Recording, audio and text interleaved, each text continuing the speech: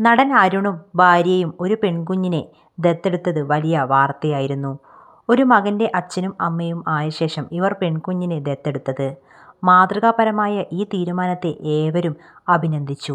ഇപ്പോഴിതാ ദത്തെടുക്കൽ സങ്കീർണമാണെന്ന ആളുകളുടെ തെറ്റിദ്ധാരണയെക്കുറിച്ച് സംസാരിക്കുകയാണ് അരുൺ രാഘവൻ. സീരിയൽ ടുഡേക്ക് നൽകിയ അഭിമുഖത്തിലായിരുന്നു നടന്റെ പരാമർശം. ഒരുപാട് പേർ തെറ്റിദ്ധാരണയുള്ള ഒരു കാര്യമാണത്. ഒരു ഓർഫണേജിൽ പോയി നമ്മൾ ചെന്ന് കുറേ കുട്ടികളിൽ നിന്ന് ഒരാളെ തിരഞ്ഞെടുക്കുന്നത് സിനിമകളിൽ മാത്രം കാണുന്ന കാര്യമാണ്. പണ്ടുകാലത്ത് അങ്ങനെയൊരു സിസ്റ്റം ഉണ്ടായിരുന്നോ എന്നെനിക്ക് അറിയില്ല. ഞങ്ങൾ ചെയ്യുന്ന സമയത്ത് അതല്ല സിസ്റ്റം. ഓൺലൈനിലാണ് അപ്ലൈ ചെയ്യേണ്ടത്. കാര എന്ന വെബ്സൈറ്റാണ്. 2500 ആണ് വെയിറ്റിംഗ് ലിസ്റ്റ്. 4.5 വർഷം കഴിഞ്ഞാണ് ഞങ്ങൾക്ക് ഇമെയിൽ വരുന്നത്. നമ്മൾ സൈറ്റിൽ ലോഗിൻ ചെയ്യുമ്പോൾ പാസ്പോർട്ട് സൈസ് ഫോട്ടോ മാത്രമാണ് കാണുക. ആ കുട്ടിയുടെ ബ്ലഡ് റിപ്പോർട്ടും ഉണ്ടാകും. ഹെൽത്തിയായ കുട്ടിയല്ലെങ്കിൽ നാളെ അവർക്കുള്ള കുട്ടിക്കും നല്ലൊരു ജീവിതം കൊടുക്കാൻ പറ്റാതാവുകയും നമ്മുടെ ജീവിതം സങ്കീർണമാവുകയും ചെയ്തേക്കാം. ബ്ലഡ് റിപ്പോർട്ട് ഡോക്ടറെ കൊണ്ട് കാണിക്കാം. 1 മാസം സമയമുണ്ടാവും നമുക്കിത് അപ്രൂവ് ചെയ്യാൻ. എന്തെങ്കിലും കാരണവശാൽ വേണ്ട എന്നുണ്ടെങ്കിൽ ഒന്നും ചെയ്യേണ്ട.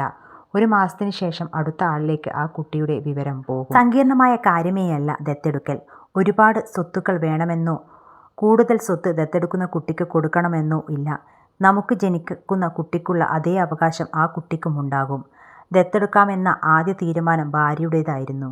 ഞാനങ്ങനെ ആദ്യമൊന്നും ചിന്തിച്ചിരുന്നില്ല. ആ ചിന്ത എനിക്ക് ഇട്ട് തന്നത് തുടങ്ങിയത് വെച്ചതും ഭാര്യയാണ്. ഇതേക്കുറിച്ച് ഒരുപാട് വിവരങ്ങൾ കളക്ട് ചെയ്തു. പെൺകുട്ടി വേണമെന്ന തീരുമാനത്തിന് ഞങ്ങളെ സ്വാധീനിച്ച കാരണങ്ങളുണ്ട്.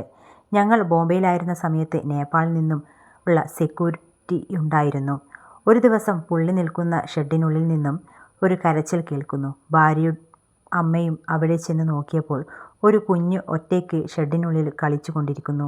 ഇയാളെ വിളിച്ച് ചോദിച്ചപ്പോൾ സഹോദരൻ്റെ ഭാര്യ ആശുപത്രിയിലാണ്, അവരുടെ കുട്ടിയാണ് എന്ന് പറഞ്ഞു. ഇതിനുശേഷം അയാളുടെ അനുവാദത്തോടെ ആ കുട്ടിയെ ഞങ്ങൾ ആശുപത്രിയിൽ കൊണ്ടുപോയി.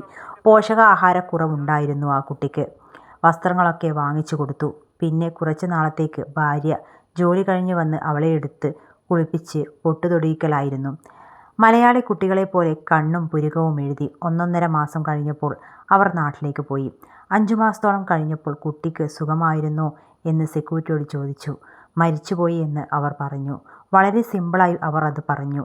ഞങ്ങൾക്കത് ഷോക്കായി. അതാണ് ഞങ്ങൾക്ക് പെൺകുട്ടി വേണമെന്ന് തീരുമാനിക്കാൻ കാരണം.